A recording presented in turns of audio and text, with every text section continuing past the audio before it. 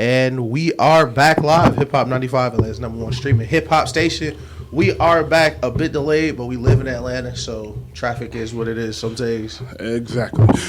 Welcome back, episode 28. Yeah. The Ward Dunn, real Atlanta Chris legend, Johnson? Chris Johnson. That's true. Yes. James White. The James White episode. So. Yeah, big show. NBA playoff is back. Best time of the year. Y'all know how we feel about that. And it's beautiful. It was beautiful outside yesterday. It was just a great day. It was a great day yesterday. Beautiful day in the city. Shout out to the niggas who didn't go to work yesterday. Yeah, no work. I got to play a little hoops. I got to get back in the hoop in the summertime. Right. So this is probably like the third time I hooped in 6 months. We're gonna challenge Mario Chalmers to one-on-one and actually play. Shout out Cam. Shout out Cam. Shout out to everybody that I saw do something cool over the weekend. Prayers up for Jamie Foxx. Jamie Foxx. Yes, prayers up for first and foremost. Oh my God, that was terrifying. Ooh. A stroke. Yeah. He is recovering well right now. So yeah, prayers up for Jamie Foxx, one of the most talented people on this earth. We pray he makes a full recovery. Yep. So we'll jump straight into it, man. Y'all know what we're here for. Right. So y'all know what we're here for. We'll start with the playing games real quick just to touch up on them before we get into anything else. Bulls lost to the Heat. We all picked the Heat. I left the show and I was like, I meant to pick the Heat. Yeah. And I just got caught up in trying to get through everything. Yeah.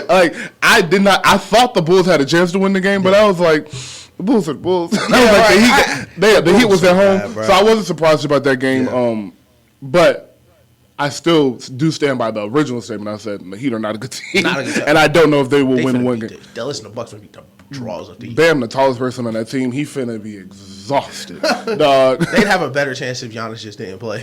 Yeah, he'd have to hit the whole series. But and you know you're not gonna do that. So Kevin Love. Being 2014, Kevin Love could win them this possibly win them the series if he could pull Brook Lopez away from the rim, maybe. I need 22 and 20. 22 and 20 from Kevin Love for 6 games, and maybe they can get it done. But a couple outlet passes to layups. But Thunder just look young, and that Timberwolves defense, they look so good when they're locked in, bro. Yeah. And that's all it was. They looked the defense. Rudy Gobert did definitely make a difference, especially with the Kings. I mean, the OKC are not a big team, so right. Wasn't surprised there. Any takeaways? Anything you see that makes you happy? Thunder was happy to be here. Heat know they shouldn't be. Yeah, Bulls, exactly. So I'm just glad they don't got no more games this season. Let's go ahead and get them off the schedule. Exactly. If I gotta watch DeMar DeRozan shoot another midi, man. Oh my God. Oh yeah, nothing crazy. They're the 10 seeds for the reason. So we'll get to yesterday's games. Nets 76ers. Mikal Bridges, you are a dog. Shout out Mikal Bridges, bro. Real. Shout out Brooklyn Bridges. I don't know who started the nickname. Alicia, she said it first. Brooklyn cool. Bridges is hard. I'm sure somebody in New York figured it out, but hey, he trying his best. He's gonna try his best. Would you build around him? No.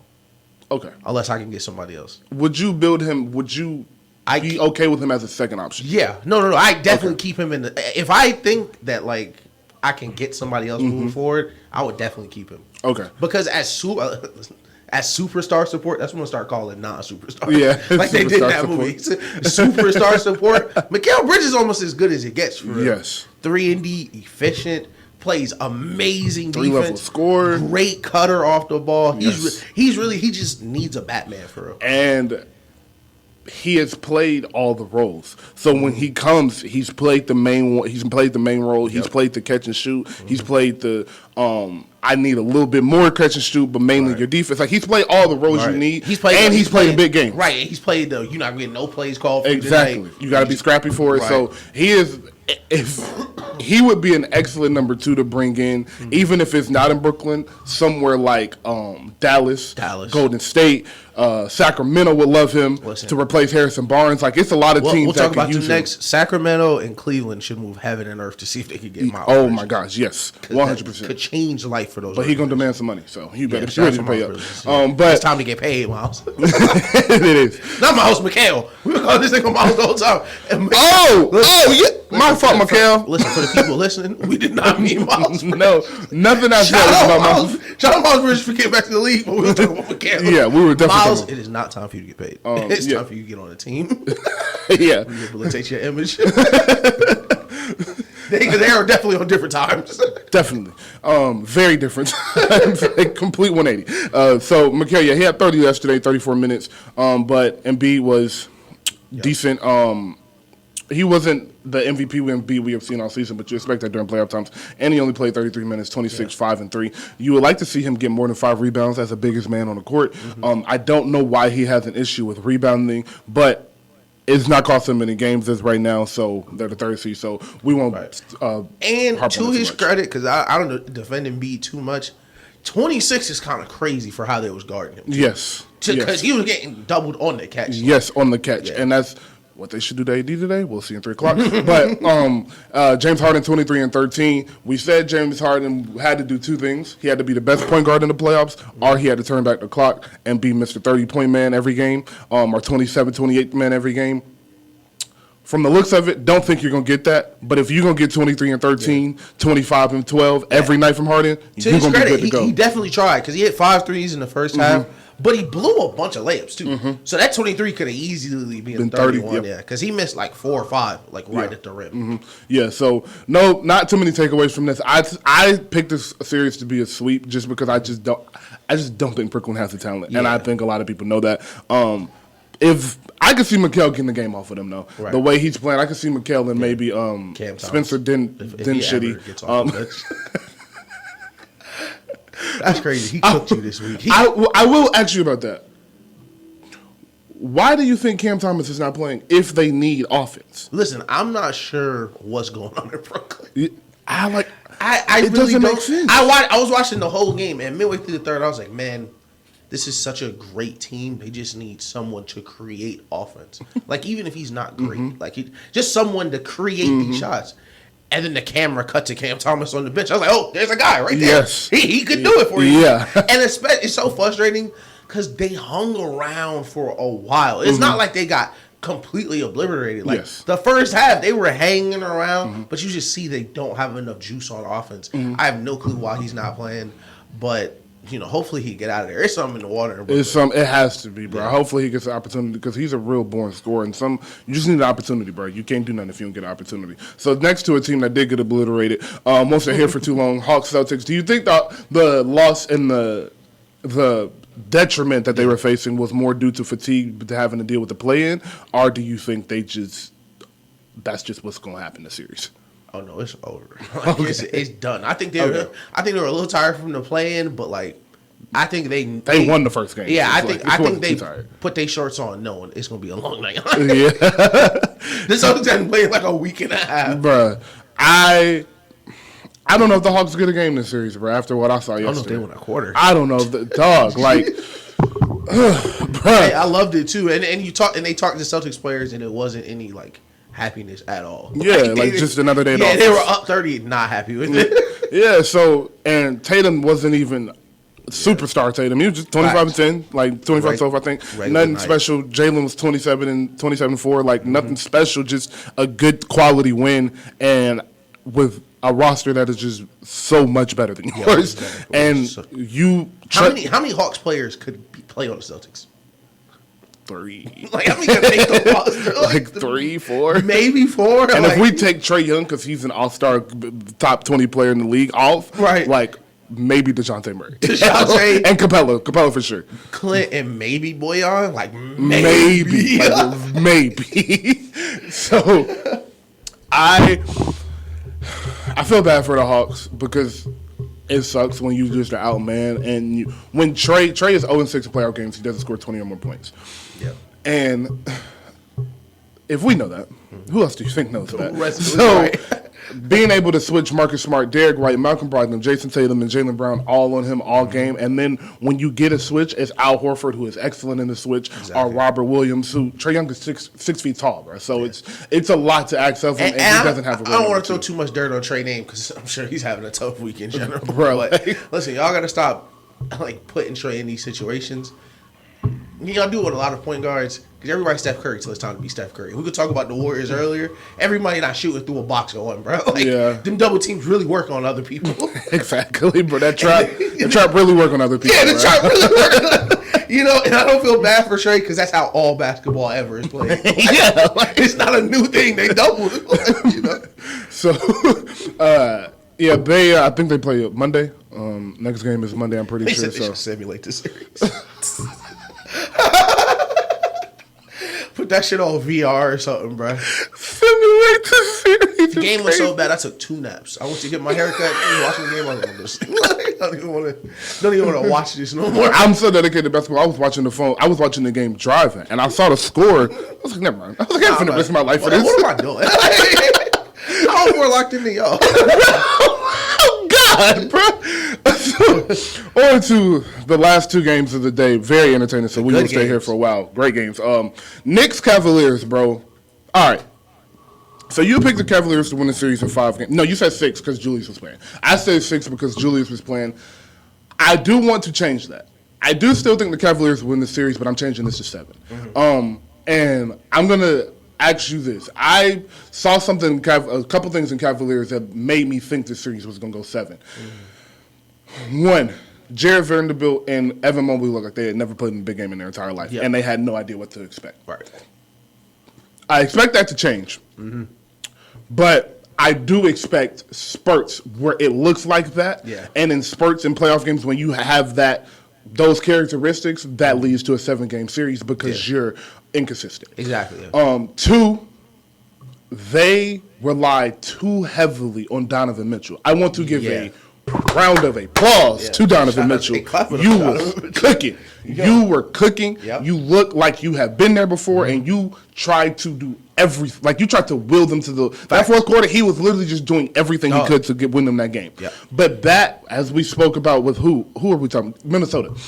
You got to get easy buckets towards the end of the game. The Knicks have a really good physical and big defense. So if your buckets are all Donovan saying, watch me cook for 14 seconds, you're not going to last very long in the playoffs. So to those 2 things, what do you think? No, I definitely agree, especially with the first one. I wasn't too discouraged because I watched the game. I wasn't too discouraged from what I saw. I was more so... we try not to overreact to game 1. Exactly. So a lot of the Knicks, the Knicks all season have out-rebounded the Cavs on the offensive glass. So I wasn't too shocked about that, but I was happy to see them fight back multiple times to get all the way to in a position to get the rebound, take the lead. I think what the Cavs will have to do, which is, of course, we always talk about the series about who's going to make the first adjustment. Not a scheme adjustment, but they need to change the way they close possessions. Okay. And you need to attack the ball because the Knicks bigs are so actually big. When you're trying to box them out, you're not derailing their path. And you saw that with Julius Randle, where instead of going to get the ball, you try to box out Julius Randle. He's just bigger and stronger than you. But I do think there was one more thing that concerned me with them, and it was their wing scoring outside of Donovan. So basically your second point. But Dean Wade, Karis LeVert, Isaac Okoro, they all came out and played like trash for a super long time. And Darius Garland didn't take a shot in the second half. Exactly. It was just can't happen. I think they'll be fine moving forward. But I think your exact point was what they're going to change, where they have to not take the ball in Donovan's hands. They just can't put the ball in Donovan's hands every single play. Exactly. Like when Donovan goes to the bench, it should not stop. Exactly. Like your team should not crash to a halt because this is not a bad team. So Garland, first playoff experience for real. Mobley, Allen, all of them, they're really getting their feet wet. But I think they'll be good moving forward. I just don't think the Knicks are going to keep playing like this well. I was about to say, this looked like a team that came together this year, had never seen a playoff game versus a team that's been together for 4 years. Literally just played the playoff game. That's what it looked like. And so to Tom Thibodeau's credit, I don't, and nobody in the NBA loves it, that he plays his stars 39, 40 minutes just about every single night throughout the regular season. But it kind of does help early in first rounds when you have your star players on the court as much as he does. And they're used to it. And they've played in these big games. They've been in a lot of these scrappy games. They've seen a lot together over the years, and just adding Jalen as the addition. So they look like they were more prepared than the Cavaliers. I would like to see a couple of things different defensively for them. Also, I believe that they are doing a poor job. Cedi Osman should not be one-on-one ISOing one-on-one with Jalen Brunson. You either need to send a double or send the help earlier. I am okay if you're going to leave Cedi on him because he's a good shooter. He's big, and you need somebody to defend him. You can't have Donovan trying to defend him like maybe the last 4 or 5 possessions of the game, but you can't It's too much to ask for him to carry your offense and then have to go guard him. So you have 2 7-footers. One of them, either job needs to be whoever is closest, we're going to help earlier. When he sees that help coming, they don't have a lot of shooters. So you're not worried about the Knicks beating you because they just couldn't stop making threes. So force the ball out of his hand and force a three. If you can have help inside the bigs aren't offensively just dominant. Julius Randle's touch around the rim isn't fantastic. Mitchell Robinson's touch around the rim isn't fantastic. Julius Randle is, of course, better around the rim than Mitchell Robinson, and he can do some damage. But you got to give up something and let him, I would rather you give contested layups up, contested layups against with somebody that's 4 inches taller than Julius Randle than letting Jalen Brunson do what he's been doing all season and just letting him be comfortable in that. Those shots he were taking, those are tough shots. But that's what he work on. I work on that all year round. So I'm confident in taking these shots, and I do this. So you have to bring the help earlier, if you're my opinion. I think they were just letting him kind of do what he wants and relying on their size, assuming it was going to affect him. It was kind of like they were playing regular season defense and made him switch to the intensity of the play. What I was literally finna say is they were playing the best regular season defense in the league. Where if they take those shots in the regular season, you're fine with that.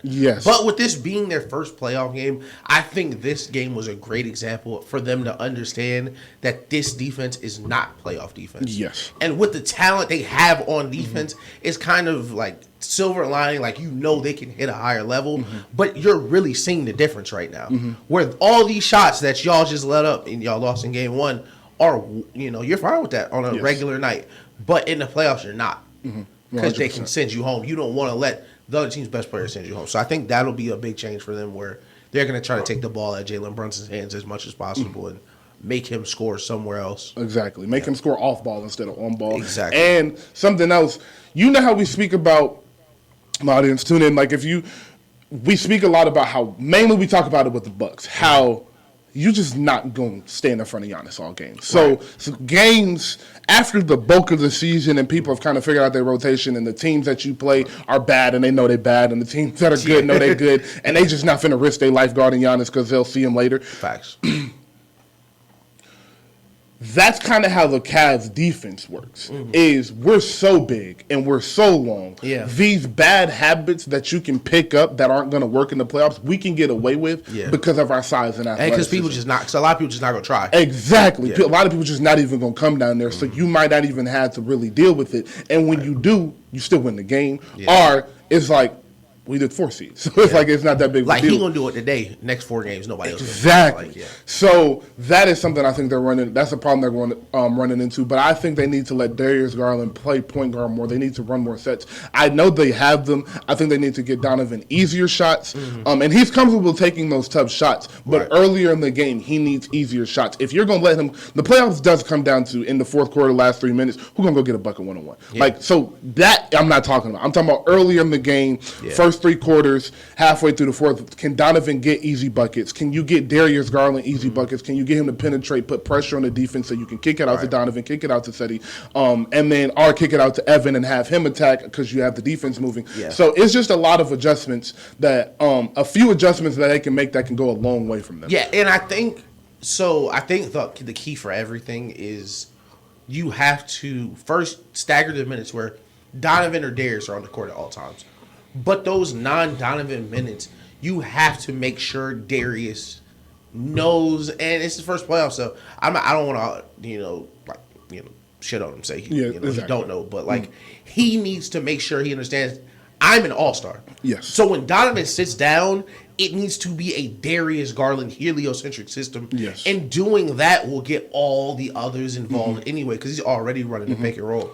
So later in the game, when you do bring back Donovan, Darius can keep getting him easy shots too. So it's not just hey, Donovan, go ISO on Josh Hart. Exactly. And this isn't something that we have not seen Darius do. Exactly. We're not asking him to do something that he's uncomfortable with. But I would say, hey, Darius, go talk to your teammate. Go talk to Karis LeVert. Thanks. Perfect person. Yeah. Karis LeVert come in the game, and he going to do one thing. He going to get to the hole. He going to shoot the ball and put pressure on your defense. He could be 1 for 12 or 12 for 14. Yeah. He going to shoot the ball, and he going to put pressure on the defense. He smoked the layup yesterday. That shit pissed me off. Yeah, he smoked it bad. But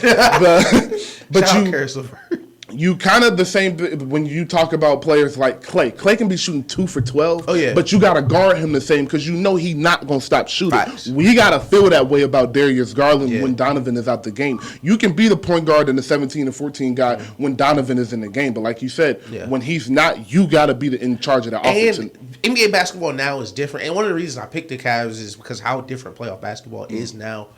Having a really great handle is so much more important in the playoffs now than it used to be because how tight everyone is close to you. You don't get that space off the ball where you're going to catch it, jab, and then the defense is there. No, you catch it and the defense is already there.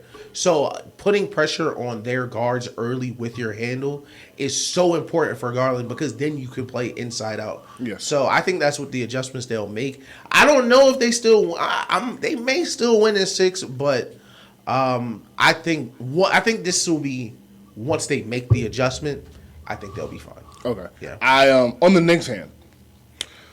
The Knicks concern me.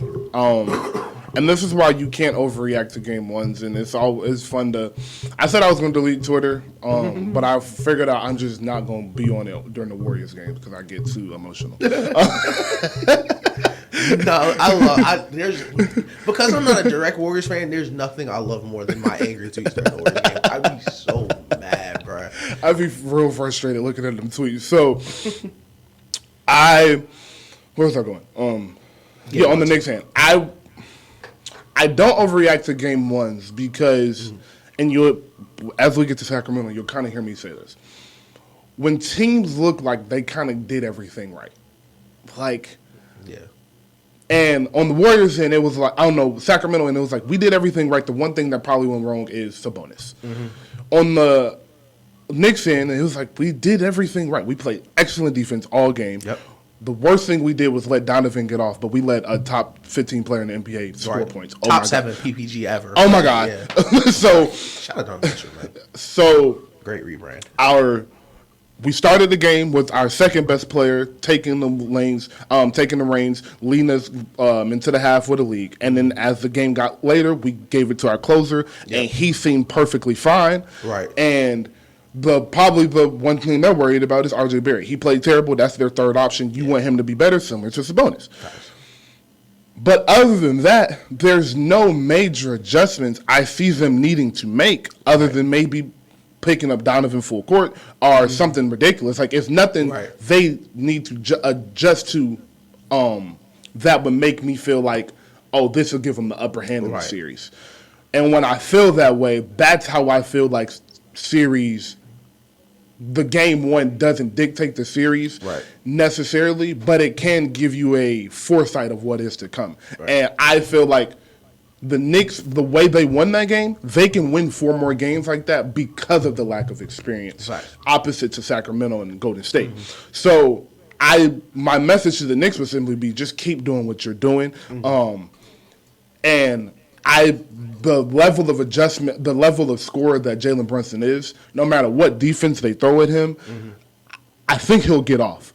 But as we always say with great scorers, it's not about them scoring 30. It's about how many shots they took to get 30.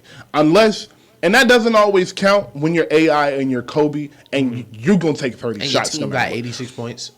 Yeah, it's different. But in this NBA, if you can get him to take 30 shots to get 30 points or 28 shots to get 30 points, you're doing the right thing. And that's the adjustment I think Cleveland can make on Jalen Brunson. Yeah, and so, like you said, the Kings and the Knicks, they do share similarities in those ways where I was like, man, play great games, top to bottom. Not really many things you could criticize.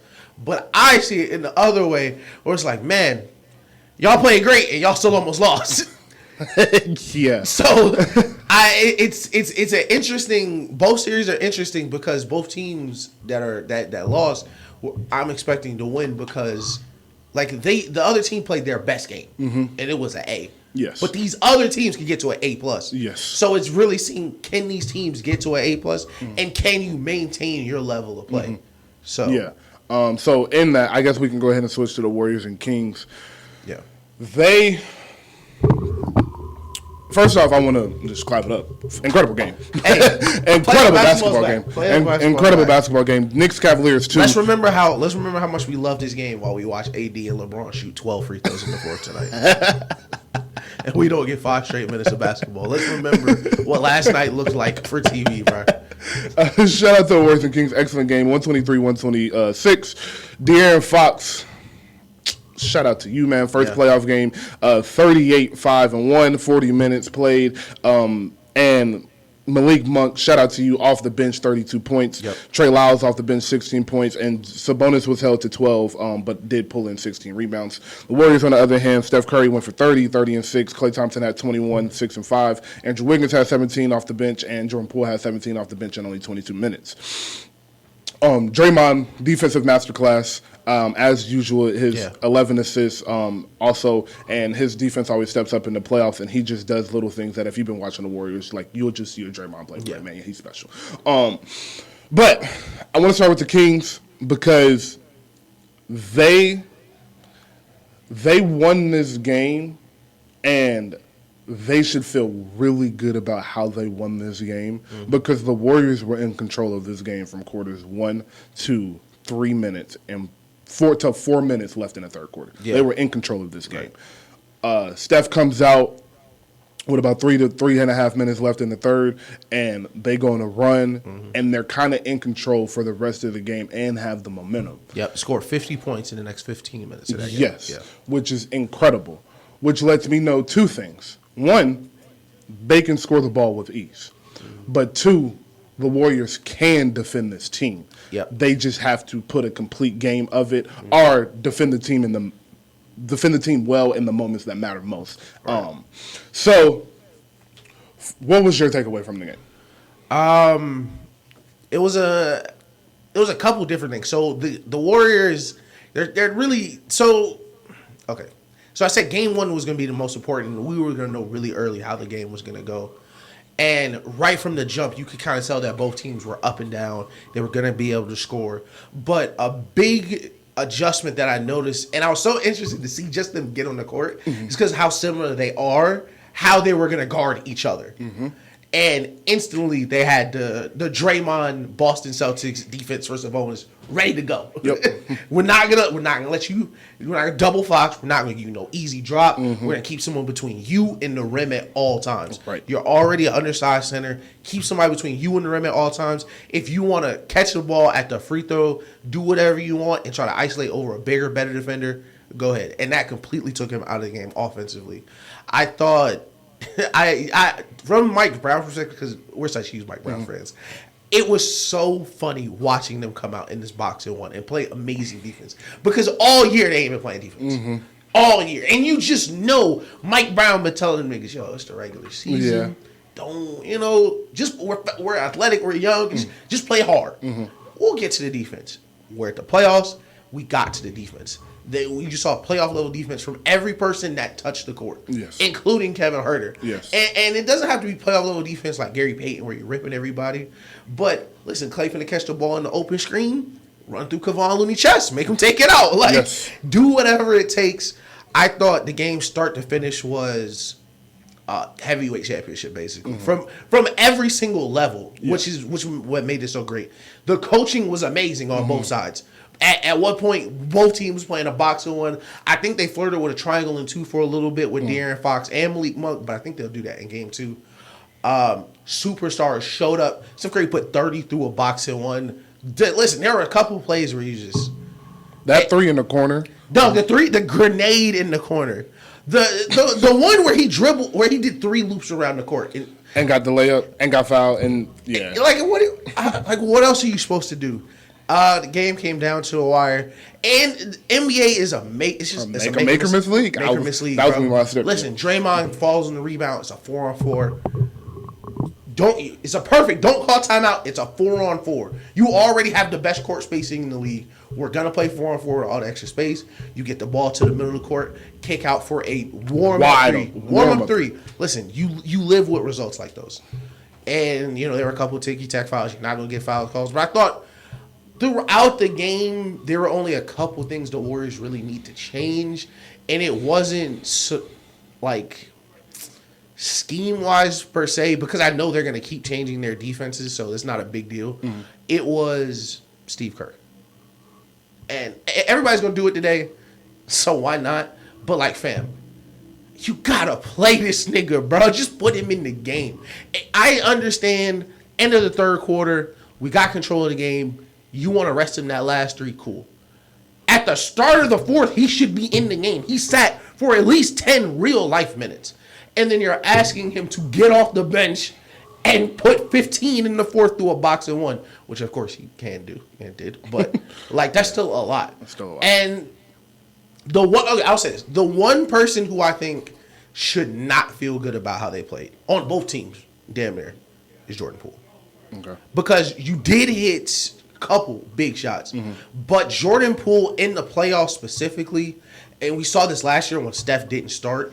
He can be a great playmaker for everyone else around him, and he needs to do that. And you cannot turn the ball over. And you saw this a couple of times in the first half. Mm-hmm. And I know they said something at halftime where De'Aaron Fox was ripping the ball out of their hands like, fam, this is the playoffs. They're going to reach every time you dribble, anytime you get by him. And you have to hold the ball tighter. It sounds cliche, but passes need to be faster. You have to hold the ball tighter, and moves need to be more decisive. But I thought he played great. Hope his ankle's okay. He played through the ankle injury. Looney was another masterclass. But I think so. What do you do with Malik Monk? So pretty much agree with everything you said. Malik Monk, Okay, so in the playoffs, we always say people overreact in the playoffs. That's just what you do. People overreact game 1 of the regular season. Yeah, so in the playoffs, they definitely going to react. But a guy like me just goes with the history. Right. What have I seen? Mm-hmm. Don't lose your mind. Right. What have I seen from Steph Curry in the playoffs? Mm-hmm. What have I seen from LeBron in the playoffs? What have I seen from my guys in the playoffs? Which is why I picked the way I pick. I think you do the same thing with Malik Monk. I was going to say. That's not who he has been. But he has spurts of that. He has had games like that during the regular season, but they've been few and far in between. He's been a great off the bench. He's not even up for the 6th Man of the Year award. If he's going to score 30 off the bench, they just might win that game. Bro. They just might win. And he did all of that, and they were a shot away. This is not like they lost his game by 8 points. They were a shot away from winning the game. So, as I slept on it, I don't mind the floater. I'm not going to lie. I don't really mind the floater. Not at all. Like, that nigga is crazy, He's Steph Curry. I feel like Steph Curry is at the point, bro, there's no shot he could throw up. I think what happened was he caught it, and when he pump faked, he saw Trey Lyles coming over, and he was like, if I plant this right foot, he might get a good enough contest to really affect this shot, so I can just try to float this up. Yeah, I guarantee you, if he's straight on, he probably make that. And, because he moved, he didn't think he would be able to jump forward. Yes. Because you get for the niggas that hoop, your right shoulder is aligned a lot better if you're already moving that way for the floater. But I think he wanted to make sure he was behind the line too. Yes. Because he ate up a lot of space. Yes. Quick. Yeah. But you're literally you're right. Andrew Wiggins make that shot. It's a whole different morning. It's a whole different morning. So that's what I'm saying. Like, I don't think you don't overreact. Like, Malik Monk scored 32 points. I think you say, hey, we got to close out harder. Yeah. But, like, we don't have to do too much. Maybe we'll go to a triangle 2 if he just started exploding again. But we let him be what he has been. He's a streaky shooter. He's a streaky player. You just go with that. Role players are going to play better at home. This was the Kings' first playoff game since 2006, bro. Like they were supposed to win this game. I said they were probably going to win this game. The team that needs it the most usually wins it. Yes. And the Kings this was a must-win game. If they would have lost that game, how that game went, the Warriors went up 10, you came back, got the lead, controlled the entire fourth quarter. Yeah. De'Aaron Fox is playing out of his mind, and y'all lose on a Andrew Wiggins 3 from the corner that you gave a wide open, and you go home 1-0, and now they got home court advantage. Yep. Like, you are sick. The Warriors go home 1-0. It's like we gave up 17 offensive rebounds. Yep. We had 15 turnovers, and we shot 16 from 50 from 3. Shot like trash. Yeah. Nobody could hit it. Like, what do we? You mentioned we ain't tripping. We really not tripping. Not caring how he shot. Because he for sure got off the bench like 4 for 12 in the fourth and dropped 2 straight bombs. Like, I think, hey, Steve, it's winning time. Mm-hmm. We should probably get back to Steph 12-6, 12-6. He should be playing 39 minutes. Bro, minimum, bro. It's the playoffs. It's the playoffs, bro. It's the playoffs, He should be playing 39 minutes. And because I truly believe, like you said, taking him out, they're in the NBA, my nigga. Like, some teams, some of the Warriors Twitter be like, why would you take him out at all? He's been playing great. I'm like, look, my nigga, them niggas are in the NBA. Yeah. We live? Yeah, my bad. But we are in the NBA. So you should be able to say, hey, y'all team that I'm calling championship caliber, you should be able to hold a 10-point lead, even if it's down to 6 at halftime. Right. You shouldn't, 10-point lead shouldn't go away. And this is why as much as I will always criticize Steve Kerr, it's a make or miss league because I can't remember if it was the third quarter or the first half. Steph sat on the bench. No, it was the fourth quarter, right before Steph came back. Wide open missed 3, wide open missed layup. They could have had the lead with Steph coming in. Yes. But it's such a, make or miss league. It's a make or miss league. And so my point in that, I was going, like you said, like you just said, just put him back in the fourth. That's the only critique I have, is you put him back in. I have no problem with him coming out in the third because, like you said, that's 10 to 15 real-life minutes he's sitting down. That's fucking Steph Curry, bro. Right. So sit him back because they're 21-3 in game ones, which is fucking nuts. I think 21-4 now, which is insane. So they know how important game 1 is, how, especially on the road, how important it is to steal home court. So I think if you know that's important, bro, start him this fourth, let him play this whole fourth, and next game you sit him and let him have his rest. Because now next game you pretty much got to have his next. You don't have to. You're the Warriors. Like, this game series can go 7. You'd be confident. You'd be cool. Facts. But you really want to split this series 1-1. You know how important that is. So that is the one critique I do have. And listen. We don't make a lot of guarantees. Harrison Barnes not hitting that back threes in the fourth. All series, fam. Like, you're playing a team. They're at home. They ain't played a playoff game in 20 years, bro. They were. It's an elite basketball game. Everybody is gonna step up in the moments they matter. But some people will overextend themselves.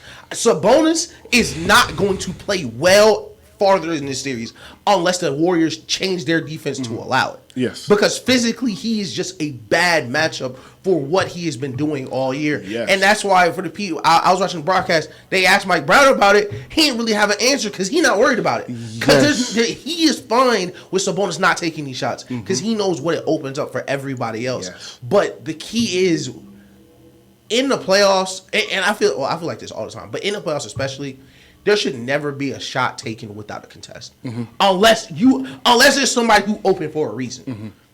Like Malik Monk, De'Aaron Fox, late in transition. If they catch the ball at the top, if they want to shoot, fine. Still get a hand up. Yes. I saw too many possessions where niggas not even running out there. Like, listen, give them something to think about at least. Yes. This is the playoffs. So I was going to say this with the Cavaliers.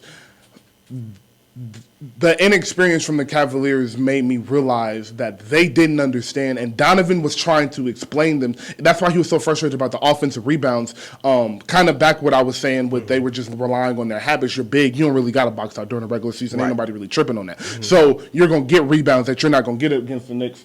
You're not going to get rebounds that you're not going to get against the Knicks. So you're going to get rebounds that you're not going to get against the Knicks. But every single possession matters in the playoffs. Exactly. And the Cavs weren't playing like that. And the Warriors were going in and out of playing like that, which is uncharacteristic of them in the playoffs. Right. But I will say to Sabonis. So a lot of people, if you're the Kings, because you haven't made the playoffs in a long time, you think the Warriors aren't good because of their away record and blah, blah, blah, blah. You're very excited coming out of this game because you're saying, we can do all that again and Sabonis is going to play better. Yeah. But Malik Monk isn't going to do that. He might do that one more time, but he's not going to do that for 4 or 5 games. Listen, I'll say this right now. If Malik Monk averaged 30 off the bench, they might win a championship. Oh, God. So, and Sabonis, like you said, that is the blueprint. You kept saying this. The Sacramento Kings are the 2015 Warriors. Yep. They're the young team that got this new offense, but the offense they're running is the Warriors' offense, and Sabonis is Draymond and Looney. Who do you think knows how to stop that? Right. If Sabonis was 7-1, this would be totally different. Right. If Sabonis had a real 3-point jumper, had a real 3-point shot, this would be totally different. But because they don't, he's very slimmer. He can't really shoot. You can give up that three. If Sabonis hits 7 threes, it's a lot of ifs. Right. And when you start saying if, then you know you're doing the right thing defensively. Yeah. If this happens, then all right, we just got to live with it. If this happens, all right, we just got to live with it. So you're putting him in a position to be very uncomfortable because, like you said, he's not bigger than Looney. He's not really stronger than Looney. He's bigger than Draymond, but he's not really stronger than Draymond, and Draymond is an all-class defender. Yeah. He was giving Jokic problem last year. He's going to give Sabonis problems. And I don't mean this disrespectfully, but there was a post-up for Sabonis in the fourth for Draymond, and I was like, bro, call time out. Bro, come on, it's not even a waste of possession. Yes, bro. So that right there, I think, is the blueprint. I don't think Sabonis has a game, like a crazy game in this series. I think he might have a 20-12 game, but he's not going to be a driving force of them winning the series. It has to be through the air. Real quick, the last thing to your point, because I wanted to mention this, the adjustment I think they're making piggybacks off exactly what you're saying. They were playing their game one thing was very obvious. We're not going to let De'Aaron Fox get in the hole in this half court. We're going to make him play free throw line extended. He's going to take threes or he's going to take long twos. Right. And if he hits them, he hits them. But like you said, we can't, just because we know that, we can't just be sagging off 2-3 feet with him and letting him shoot this three that's basically open. That is the issue. So with him taking those threes, that's basically a no contest in the NBA. Right. That is the issue. You can't have threes that are uncontested in the NBA, especially in the playoffs, especially when they're at home. Right. And they got the momentum. They've had the momentum in the fourth. And at that point, it's different if he was 0 from 6 from the three-point line or 0 from 4 from the three-point line.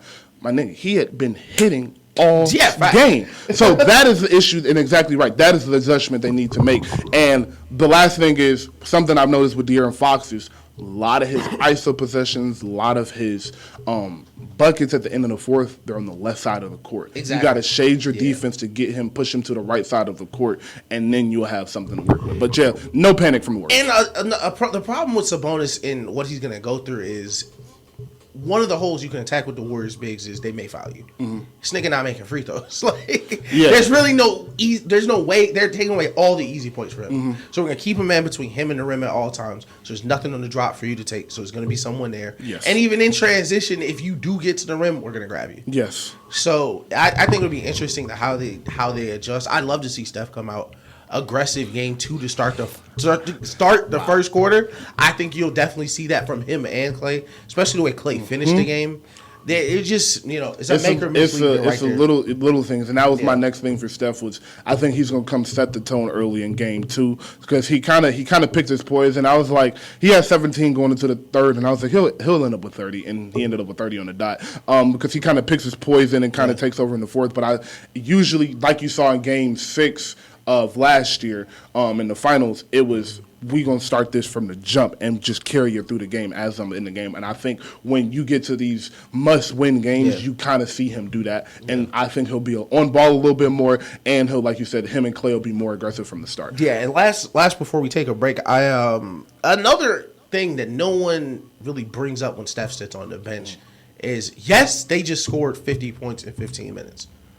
But also, Steph's not that bad rotationally on their defense. Mm-hmm. So you taking him out, someone who's, let's say, a neutral defender, and Jordan Poole, who's played trash defense all game, your offense and your defense becomes worse against one of the best teams in the league already. Yes. So I think the onus is on Jordan Poole for sure. I hopefully, listen, again, hopefully his ankle's feeling better. Mm-hmm. You know, I'll never question. You know, listen, he turned his, really turned his ankle. So hopefully he's feeling better. But if he's 100%, the point of attack defense just has to be better. It does, 100%. Yeah. And I think Klay Thompson and Klay at 37 minutes is cool, but Steph needs to be around 39 and Draymond needs to be around 36, 37. And that's my last critique. We really haven't brought him up other than him smoking that last shot, but Wiggins played great.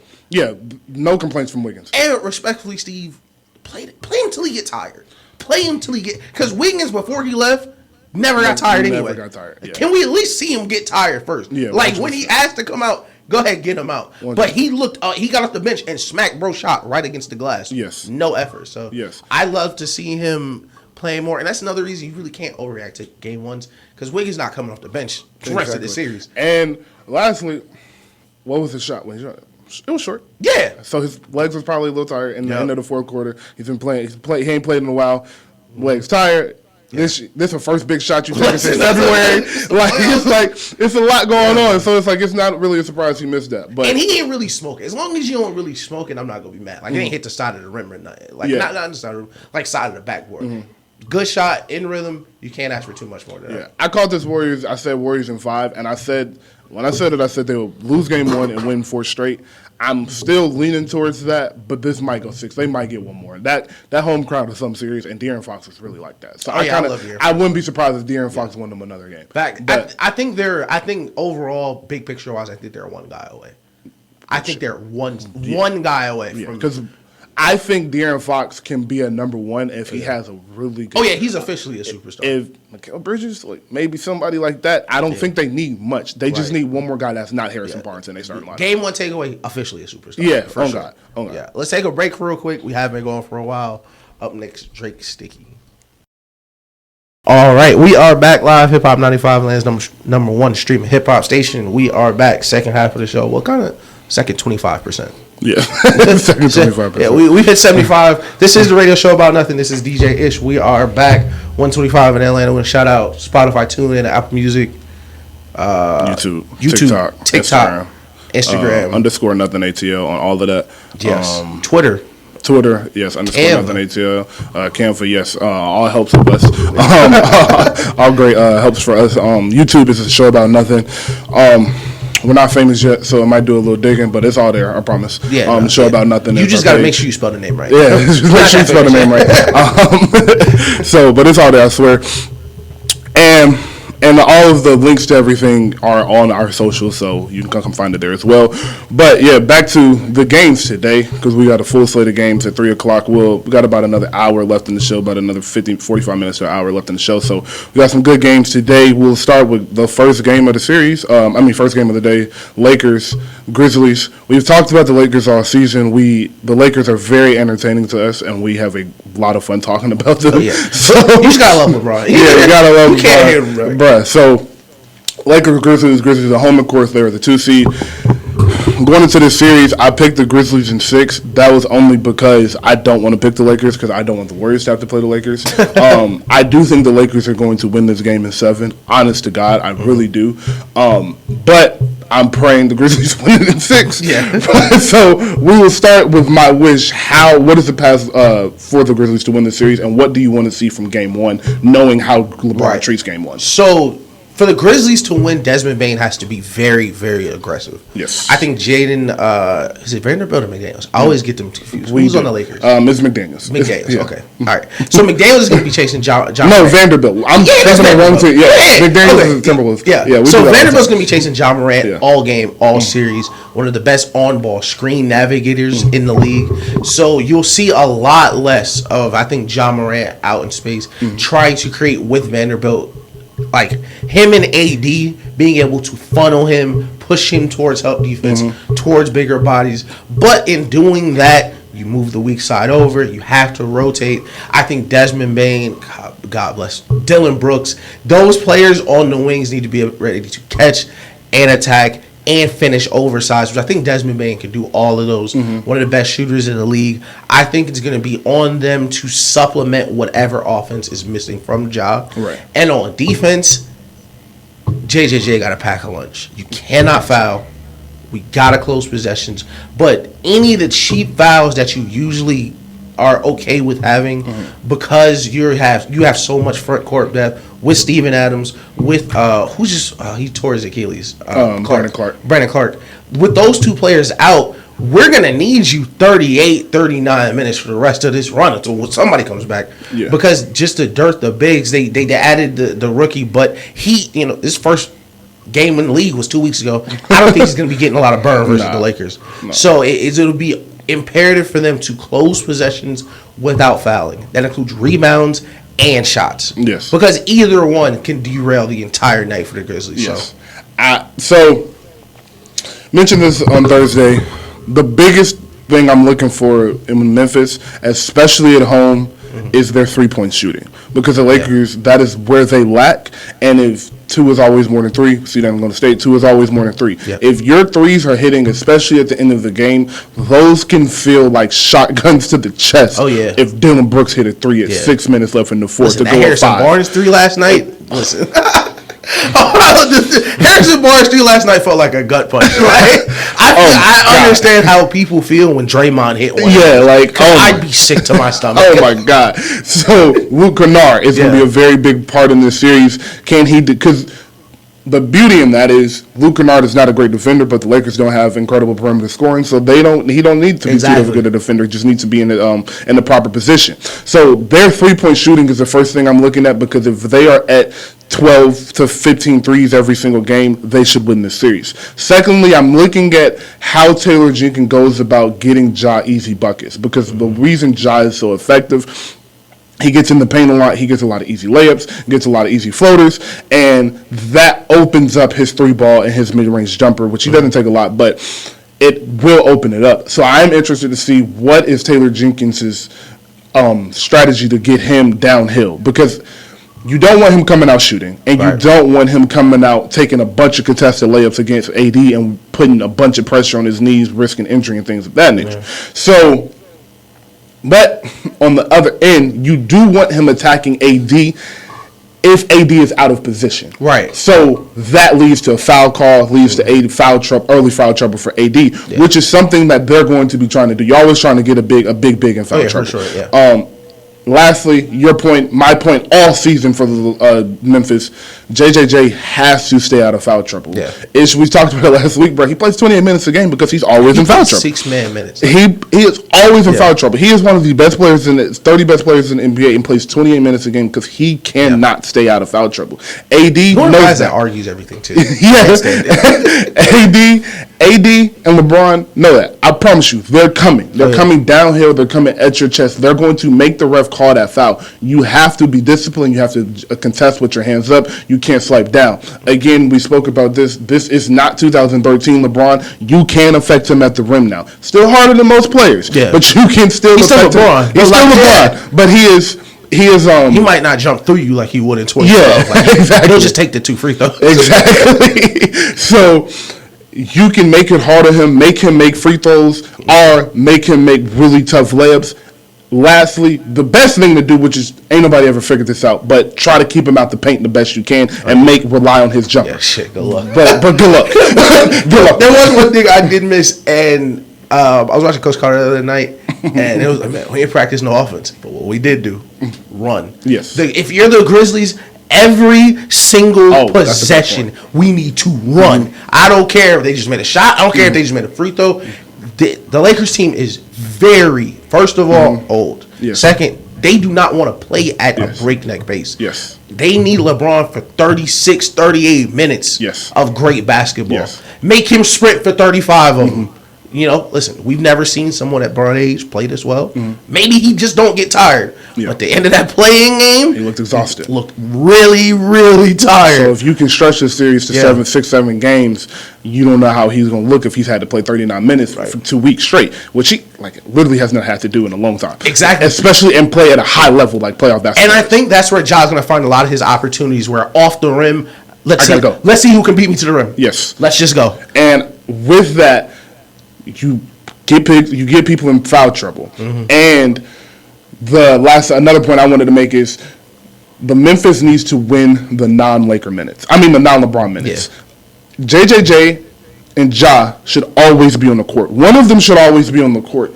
That's going to come down to our previous point. JJJ has to stay out of foul trouble. Yep. But if you can always win your LeBron minutes, which the Lakers are known, when LeBron comes off the court, they kind of depending on how AD is playing. That's true. If AD is playing well, then that's not the case. But when AD is a little at the 20 and 12 mark, like that he is at it sometimes, those minutes, those non-LeBron minutes can be very crucial, especially in the playoffs. We talk about how every possession matters. The little 2-3 minutes possessions where you can switch the momentum of the arena can change everything. That's what happened with the Warriors and the Clippers. That game was lost in the last 4 minutes of that third quarter when the Sacramento Kings fans got back into it. Yeah. As a great coach would tell you, and I know Steve Kerr was telling his team this before the game yesterday, and Darvin Ham, more so LeBron, will probably be telling them, we don't want their fans to be able to be fans. We want to keep this game. That's why it was so important the Warriors kept that 4-point lead, 5-point lead. Because even when you hit a big shot, you still down, and then you come down, and now you back up 5. It takes the energy out of the building. You let them go a 9-0 run and a 10-0 run, and then Ja dunk. You going to get the fans out. We already talked about how different these shooters are. Malik Beasley, Austin Reeves, D'Angelo Russell. Shooting in L.A. is different. Shooting in L.A. in playoff time is a different stratosphere. This is our first playoff series in L.A. since, Kobe? In LA, did they play in LA when they lost to Phoenix in the first round? Yeah. That's the last Phoenix, but the arena wasn't full. Yeah. So this is the first playoff series with a full arena. Yeah. And that is going to be key. We have seen the Lakers shooters be streaky all season, so make them prove to you that they can beat you through 3-point shooting. Do not let them beat you inside. Right. So that leads me to the Lakers. What is their path to winning? It's got to be It's got to be Jared Vanderbilt. It's got to be Malik Beasley, and it's got to be AD for 5 games. Listen, AD, if it goes 7 games, I'm not gonna say you need to be the best player or the second best player on the court for 7 games. Your body's betraying you. I understand. It's only so much we can ask. Yes. But with this JJJ matchup, this is it. You gotta win it 5 times. This is the perfect matchup for you because you don't even gotta win the matchup for 35 minutes like you would if it was Draymond or Jokic or Embiid. You gotta outplay him for 2 minutes. Get him 1 foul in the first, 1 foul in the second, and the rest of it's gravy. Yes, because he won't even be out there to play, and there's nobody else after that. No. So I think they figured it out towards the end of the Timberwolves game. We are not a team that's hunting mismatches. Yes. We are hunting our superstars in action. Yes. We are not going to have AD in the corner. I don't care who's on him. AD's going to set the screen anyway because no matter who y'all switch on him, that's still AD. Yes. And you saw them lean more into that. I think the path for success for the Lakers is Vanderbilt harass Ja for 6-7 games and LeBron run the offense and make sure AD is involved. Do not let AD not get involved. 100%. Because if LeBron can manage the tempo and play at a slower speed and make sure AD is getting his 2 or 3 shots every couple of minutes, he won't have a choice but to stay engaged. Yes. And if they can really suffocate the Grizzlies on defense, this is why the Lakers in game ones are so interesting. Because the Lakers, who should not feel like the favorite, kind of go into the series thinking, oh yeah, we are the favorite because I'm LeBron James and that's Anthony Davis. So if you can suffocate the Grizzlies game 1 on the road, doubt can creep in. Yes. Especially with a young team missing 2 of their front court players already. Yes. So I think that is their best path. And Darvin Ham, please, let's not get too crazy with the lineups. Yeah, we don't need to see any D'Lo, LeBron, Reeves all together. Let's space everybody out. Let's let everybody play their minutes. And I think D'Lo can't get bored, which is an interesting word to use it. But I know, yeah, exactly. I know exactly what you're saying. Because you're not going to be on the ball like you've been D'Lo this whole time. You need to be a secondary scorer in the way Jalen Brunson kind of was in New York, where you can still take these big shots, but you won't be. There'll be a couple minutes where you don't touch the ball, which is fine. But when we swing it to you, don't take a I haven't touched the ball in a couple minutes shot. Yeah. Don't be thorough. Yeah. Don't be the I done played 3 minutes if I get the ball. So whenever I get it, I'm taking a step back. Like, don't do that. Yeah, so agree with everything you said. Lakers.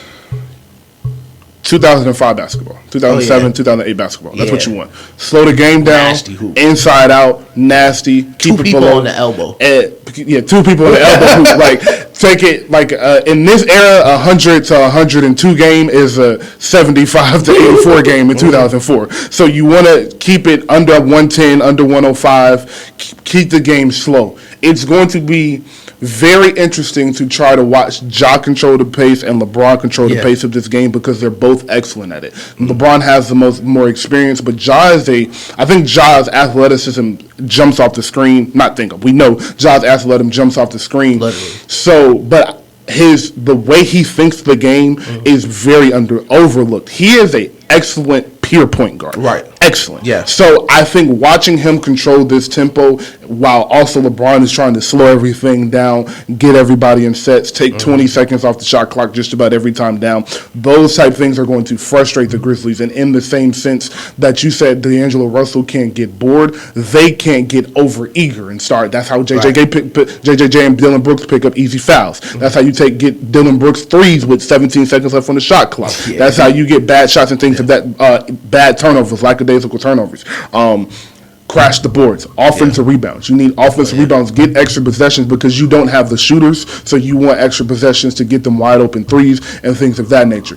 It is going to be very, very, very important for them to show Memphis today that you guys may be able to win the series, but you're not a better team than us. Yeah. That's how I feel like Golden State is walking away.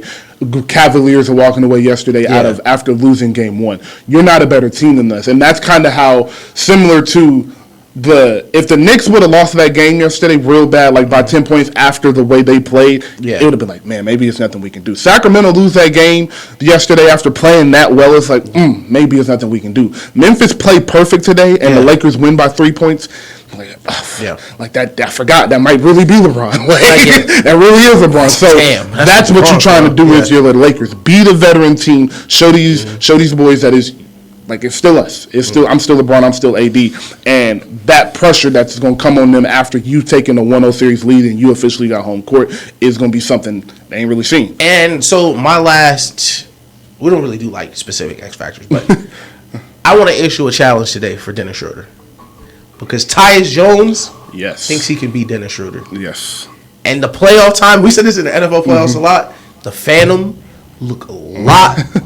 The Chrysler look a lot like the Phantom. Yep. It's really easy being the best backup point guard in the league through the regular season. We talked about how important these non-LeBron minutes are, and because of how important this pace for the game is going to be, whichever backup point guard could come in and continue or change the pace of the game will be able to swing the tide a lot. Yes. Because if the game naturally, like Dennis Schroeder, can speed it up when LeBron is there, that could really close the gap and allow them to get a lot of the 100%. Easier shots when LeBron isn't there. So interesting to see how both those backup point guards try to kind of outduel each other in different ways. Dennis more of a scorer, Tyus more of facilitating. So we'll see how that goes with that 6-man matchup. But that is the one I'll be watching off the bench the most for sure. Yes. So what are you looking for today specifically? Not throughout the series, but what are you looking for on Memphis and the Lakers today to see, like, for the Lakers, because I know we're not concerned about them winning this game or anything, but, like, what are you going to be, the Lakers probably got this series. Like, kind of how we feel about Golden State and the Cavaliers. Like, they got this. All right, same way about Memphis. It's going to be 100% if Vanderbilt can stay in front of Ja.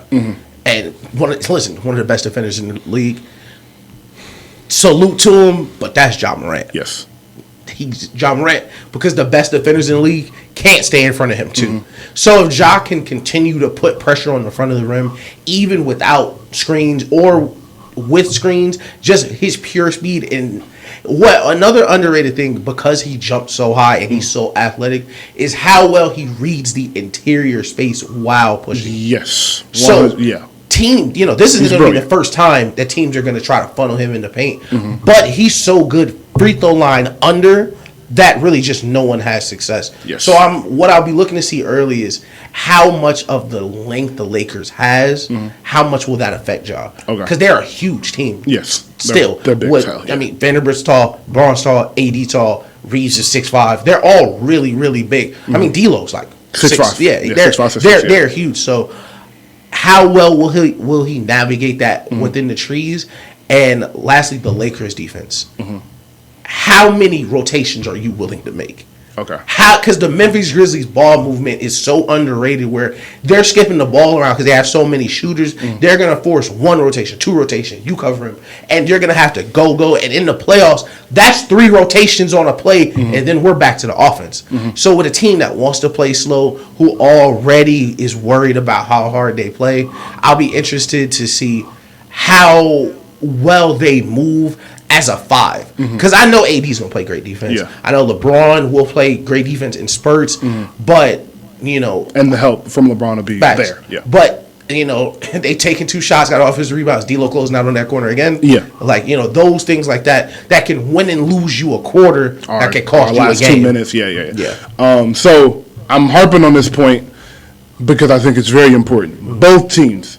I don't necessarily care about the makes and miss because, like we were just saying, it's a make or miss league. I care about the quality of 3-point shots both teams are getting. The Lakers, are you getting, because the Lakers, Malik Beasley needs a little bit more space than maybe Luke Kennard does. He's a little bit worse shooter than he does. So are you getting your 3-point shooters open to shots, or is Austin Reeves taking step backs? Is D'Angelo Russell getting in a combo and taking a step back 3? Same thing on Memphis. Is Luke Kennard catching and shooting open jumpers? Is Dylan Brooks, Desmond Bane, are these open jumpers? Right. Are they having a real hard time getting off 3-point shots? Very similar inside. For Memphis, are they able to get inside easily, and it doesn't look like something that is sustainable? That's one thing. Kind of how we were talking about with Sabonis. Like, it would be different if Sabonis just had a terrible game, but the way they were guarding it looks sustainable. Right. The way Memphis gets inside, is it going to be something that I can see happening for a couple of games, for 2 or 3 games to win them a game? In the playoffs, it's very important that your team knows how to win in a various of ways. I don't know if the Lakers do, but LeBron does, and that gives me enough confidence that the Lakers do. And a lot of teams don't. Memphis, I don't know if you can win a really low-scoring game because you're so young. Does that bore you? Do you get too agitated, too eager? Like we said, are you taking bad shots? Are you taking bad shots towards the end of the game because you're not used to that? So that is what I'm looking for on both ends. Is how easy of a buckets are you getting inside, and are you getting open shots outside? The defense, I'm not too worried about because these are both excellent defensive teams and excellent defensive coaches. So I know throughout the series the adjustments will be made. The defensive plans will be made. The last thing I am looking to see is how Dylan Brooks plays defense on LeBron. Like, does he really try to pressure him to get the ball out of his hands early? Because a lot of reasons a lot of LeBron's success comes from him walking the ball up, getting the play started, getting the and getting the offense moving. If Dylan Brooks can say every time you trying to bring the ball up, I'm guarding you 75, LeBron's not going to want to deal with that. Yeah. I have $1 billion. I'm not dealing with it either. I saw Ronnie in a Fast and Furious commercial. Come on now.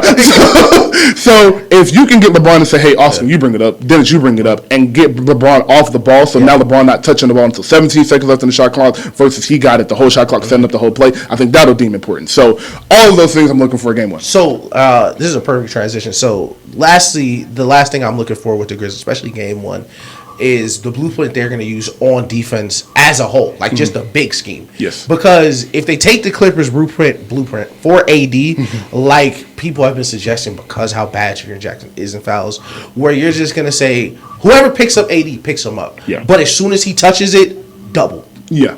Like you saw in the Clippers game, where even if he catches it to the free throw line, instant double, rotate on the backside because the Lakers shooters are not committed to doing it, and just say anybody but AD. Yeah. I don't know if they can first do it with the people they'll have out there because of the shooters they'll have, with Luke Kennard, with the backup center who comes in and shoot. I forget his name, the European guy.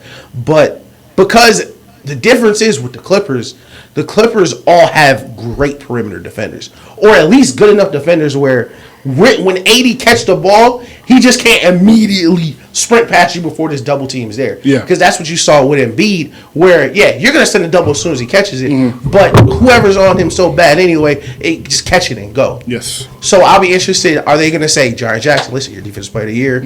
You just got to have to hold this water and not foul, or are they going to send help? It'll be very interesting. And lastly, more so offensively strategy, I would be looking for LeBron to play out of the post early. Okay. I think that's how he'll combat Desmond Bane. First, physicality, because he's not going to be stronger than LeBron. And through the post, you can't double him. Yeah. And it's like setting, he's a veteran trap. Yeah. You're begging Desmond Bane to foul you once, trying to get post position. Yeah. It's steal a foul any of those ways, and you can still create for the whole court from there, as opposed to bringing it up, like you said, because what you don't want, and Lakers have been on this all year, we're not trying to over-expend LeBron's energy. Yes. I think if you let him play through the post, let him use his size, work that way, especially in the non-AD minutes, they can see a lot of success that way, because the Memphis Grizzlies just simply are not big enough to contain him. If you start him from the three-point line, you can move your defense certain ways, slide, rotate, push him to the help. But if he's starting on the low block already, he makes that first move, nobody's going to be quick enough nor big enough to get there. So exactly. I would put him in the post early. Hopefully that's what Darvin Ham does. And last thing before we pick the game, do your work early on AD. Don't let him get comfortable. Don't let him get to a spot that he likes on the court. He loves the free throw line extended left side elbow area. That's his favorite place to take his jumper. Yeah. Don't let him get to those things. And if you can, make him take 4 to 6 possessions ending the AD3, you're so happy. Make him take a 3-point. Make him take a couple 3-point shots. Oh, yeah. Especially the way he's been shooting. Listen, any AD3 is a victory. Yes. But, so, who are you picking? I'm going to say the Grizzlies. I think they need to win the game more. I think, we talked about it earlier. A lot of the times, a team that really needs to win will get it the first time around. I think the Lakers know they have plenty of time. I think the Grizzlies are going to run early. I think the Grizzlies are going to run often. And I think what scares me about the Lakers is there are just stretches where they just don't play really good basketball. Yes. And in the playoffs, I think that hurts you a lot. So I think the Grizzlies will get a lead, keep the lead, but I think it's going to chip, and they'll escape with one. And game 2, it'll probably go the Lakers' way. But I think they'll have a big enough lead where, we're asking LeBron to bring us down 12, 10 minutes left. He get us to 8, Yeah. It's only so much you guys. Exactly. Yeah. So I'm glad you said the point about the inconsistencies of the Lakers, because last year we saw that with Memphis in the Timberwolves series. Yeah. But in Golden State, they didn't really have too many of those Memphis lapses, so mental lapses. So I'm interested to see if that is kind of young teams usually play up to their like young great teams play up to their competition and lower. But shit, the Warriors still do it. Yeah. So I'm wondering if it's a case of that, or if because they're young, the Grizzlies have times where they're inconsistent, but so is the Lakers, so it'll balance out. Right. So I'm interested to see that. But I agree with you. I have the Grizzlies winning by 8 to 15 points today, and a huge overreaction tomorrow for the Lakers. But I do think the Lakers come back and win game 2 and split the home series. So real quick, Bucks Heat. Not too much on it. We all lose. Nobody should watch that. Jimmy Butler, a great guy. Salute to him. Salute Jimmy, man. Listen, I'm not going to cut that. I might take another nap. I took another nap. Listen, it's just some things I don't got to say. Yeah. The Heat, it's coming to the end. Hell of a run. Almost. Listen, you're a jump shot away from the finals last year. You're a jump shot away from the finals last year, and look, you saw LeBron in the finals. Oh, my God. Hey, bro, listen. You got to the finals with Jimmy Butler and Bam, and you just happen to see LeBron and AD at their best. So when you signed Jimmy Butler, no one expected you to make a finals, let alone make another conference finals after that. Yes. So, cut our losses. Kyle Lowry, get the contract out of there. Start to rebuild, Pat. And maybe you can get Dame. Dame said the Portland don't make a move. Maybe you can make the right trade, get Dame and Jimmy over there. The NBA is a very interesting. You don't never know. You never know. I'll never count Pat Riley out. Kyrie could be there next year. Who knows? So we'll stay a little bit longer on the Clippers and so on, so we'll jump to the Timberwolves and Nuggets real quick. Is there any way you see the Timberwolves winning the series? I picked them to win the series in 7. I don't know how much I believe that. I just be having fun with my picks when we doing this. So I'm now being honest with y'all now that we actually talk about the games. I don't know if I really believe that, but I think it's such a bad matchup for them because of how immature they play. Nothing to do with how good they are. Thank you, bro. They are so immature, top to bottom. On that team, they're so inconsistent, and the Nuggets are literally the complete opposite. Like the things that Cat will feed off of. Yes, Jokic's just not gonna do. Jokic's just not gonna push you after the play, get you riled up. Yes. Like all the extra stuff Karl Anthony Towns is going to do is going to fall on deaf ears, basically. And I don't think they're nearly a consistent enough shooting team, nor on defense to combat what they're going to have to go through. Because it's going to be a long one, Cat. It is going to, because respect to Cat is one of the best offensive centers in the league, and he's played great defense before. But what he finna go through, I don't know if he didn't see him before. Like we kill Jokic a lot because it's a guards league. At a certain point, it's gonna be one of them guys that's gonna send you home.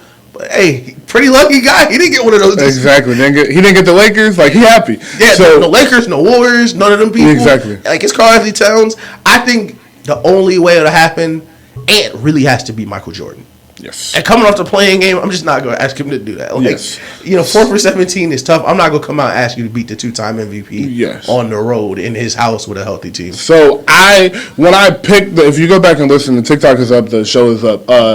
If you go listen to me pick it, I said the Timberwolves going to win in 7 because Ant going to attack Jokic like his life. And that's what he should do. Yeah. They can win this series if Ant just say Jokic can't guard me. We're going to make them run this switch. We're going to run this pick and pop. If Cat open, I'm going to give it to him. We're going to live and die by Cat's threes, and I'm going to get downhill on Jokic. But they're just so immature. Yep. I just don't know if they can do that for 4 games. But Rudy Gobert is on this team. And I know Rudy Gobert is he is an overrated defender. They're highly overrated. I do not know why. I do know why he has won as many defensive players of years because people don't actually watch defense for skill. They just watch it for block shots and numbers, blah, blah, blah. Net rating crazy. But Rudy Gobert is... Have you seen his BIPM? If Rudy Gobert can make life tough on Jokic, you're not going to stop Jokic. Right. But if you can make Jokic shoot, kind of what Draymond did to Jokic in game 1. He didn't. Jokic still had great numbers, but his I think he shot like 11 for 25 or something like that, which Jokic usually doesn't do. If you can get Jokic under 50% and force him to force him to beat you off the dribble. Don't let him get position on you down low because he has the best touch in the league around the rim. Yeah. So if you can force him to get similar to what I said about AD, do your work early on AD and get him in uncomfortable positions where he doesn't like to catch the ball, and you have all the film in the world, you know where those positions he's like to catch the ball. You can get him off those spots as Rudy Gobert should be able to do. He should be able to do that. If you can do that, that's the recipe for success. And offense, I don't even think it's really an issue. The Timberwolves don't have a problem scoring the ball until the end of the game, until about the last 5-6 minutes of the game. So they got to start calling plays. Yeah, until you got to actually start calling plays and running sets. So if they can get to that point of the game and still be in every game, and I got to rely on Ant a couple 2-3 to win me 2-3 games. Yeah, hey, maybe. If Jaden McDaniels didn't punch a wall, they would have a much better chance for sure. Because somebody got to go guard Jamal Murray. Yes, and that's a lot to ask of Mike Conley. Yes, I think that's Ant's job today. I think that's Ant's job is Jamal Murray. I'd love to see him take the challenge. I really would, and I hope he has a great series because I'm rooting for the entire Timberwolves to have a great series because what I love about the playoffs is the NBA is so narrative based. You can shift the narrative with a series. Yep. Listen. Nobody thinks Rudy Gobert deserves 3 MVP, 3 Defensive Player of the Years. Nope. You stop Jokic in this series, we can fight for you. I can say, it's a bad matchup. But when it was time, I was here. I can fight for you. The trade don't look as bad. You traded half your team for Gobert. Play Jokic round when you needed him. It's not that bad in hindsight. So I'm rooting for all of them to first Mike Conley continue how he was playing in the play-in. I love that he was that aggressive in that game, because he'll need to be that aggressive in this series. But I just. It's just hard for me to see them take basketball serious for 7 games. It's hard for me to see it. The last thing I will say for them is put pressure on the rim. Put pressure on the rim. Don't fall in love with the 3-ball. Put pressure on the rim. And that's hard to do when your first or second best player is a 7-foot big who shoots 10 threes a game. So, so they should have KG come talk to him. I don't know what they're doing over there. They should have KG on the bench game. Oh God. Yeah. He'll be crying by the time the pregame speech over. And I'll be like, whoa, what's that? Like, bro, like, yo, what are y'all doing here? Cat wanted to play again and say, hey, yo, Mike, Call of Duty later? Come on, bro. Dog, you can... right now? At the press conference, right, we shouldn't even be here. We shouldn't even be here. Mike Conley 39 the second night of the play, and you want to play video games later? You know how tired Mike Conley got to be? Oh man, these kids, man. So the Nuggets, if I was a betting man, I would bet on the Nuggets. But the Timberwolves, I hope you get it done. Clippers Suns.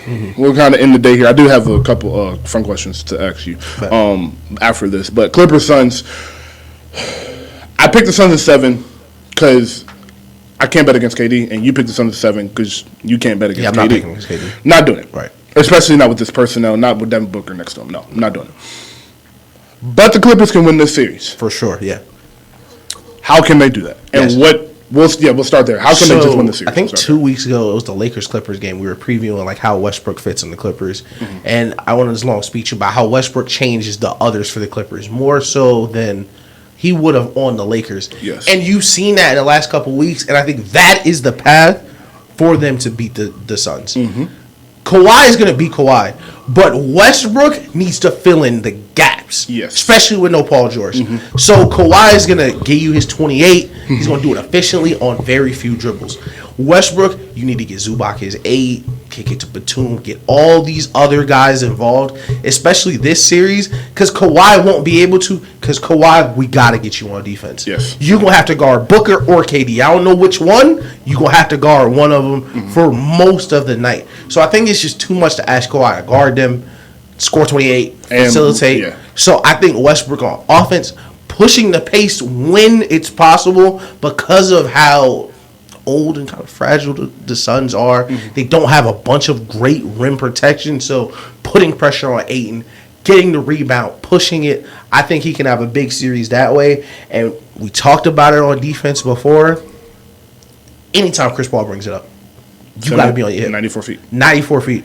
Listen, you're not in the bonus till the last 2 minutes. I need a reaching foul in the first quarter. Everything he does needs to be uncomfortable up until the point DeAndre Ayton sets that screen at the 3-point line. Yes. I think you have to delay their offense that way. And the reason I think it's 1,000% possible and people think it's crazy, a very unwatched finals, 2004 NBA Finals, the Pistons versus the Lakers. Half the Pistons defense was making sure the shot clock was over halfway used by the time the Lakers got over. This is a very new team. They do not have the automatic set in place like a team that's always been together. KD's a plug-and-play guy, but the automatic plays that you need to run, he's still learning those. He's still fitting in. He'll fit the spots, but he just won't know the spots immediately. Exactly. So if you can make them have to execute the entire game, you'll have a much better chance than just letting them hoop. You need to put them in positions where they need to execute. They need to 1-2 pass, double cover from here. I know where the next guy is. You need to really make them play as a team. And I think that's what you can do. I think they double KD. I think they put Kawhi on Devin Booker, and they just try to figure it out. All right, so everything you said correct. I piggyback off of it. They need to make Devin Booker or KD uncomfortable. Yep. I'm leaning towards Devin Booker because Kevin Durant is Kevin Durant. Yeah. So I'm leaning towards Devin Booker, and we always say Devin Booker doesn't take bad shots. Devin Booker takes Kobe shots. Yeah. And he's not Kobe. Exactly. So his efficiency isn't always where it should be in this NBA. And the 2008, 2009, Kobe was shooting 45% from the field, but Kobe Bryant. Yeah. So and it was a different NBA. It was a different NBA. He went to championships doing it. So that's different. But in this NBA, where all of your best scorers are at 30 and 50% from the field, you probably should be too. And when you're 30 on 42%, or 35, 36 on 44%, that can be those 4 or 5 shots that you miss can be long rebounds, fast breaks, easy buckets because you take a lot of mid-range jumpers. If I'm Devin Booker, if I'm Monty Williams, I'm telling Devin Booker, get to the hole, get downhill, put pressure on the defense, take your jumpers when they're open, but I don't want you taking 20 mid-range jumpers today, which Devin Booker will do. I don't want you, jumpers, let's say 3-point and mid-range jumpers, 20 jumpers between the two. We want you at 12 jumpers, 14 jumpers, and 6, 7, 8 attempts on the rim if we're at 21, 22 shots. So that is something I'm saying if I'm Phoenix. But on the Clipper side, I want Devin Booker to be forced into those tough shots. Because kind of like you say with the Dillon Brooks 3, a Draymond 3, well, not a Draymond 3, but a Dillon Brooks 3, it's kind of like a bad thing because it's like, well, yeah, he made it. But now he's going to keep shooting them. Yeah, you saw it in the Milwaukee Finals where it's like, man, you just hit a crazy shot. Let's see if you can do it for 4 more games. Yes, and that is the issue. Now, some of those shots, the shots where he gets to the elbow and rises up the defender, you don't want him taking those shots. That's automatic damn near. You want him, as I said, Jokic, AD, do your work early on Devin Booker when he's in the mid-post, when he's coming off that pick. Knock him off his spots. Don't let him get to the elbow. Don't let him get free throw line extended. Don't let him get to that baseline.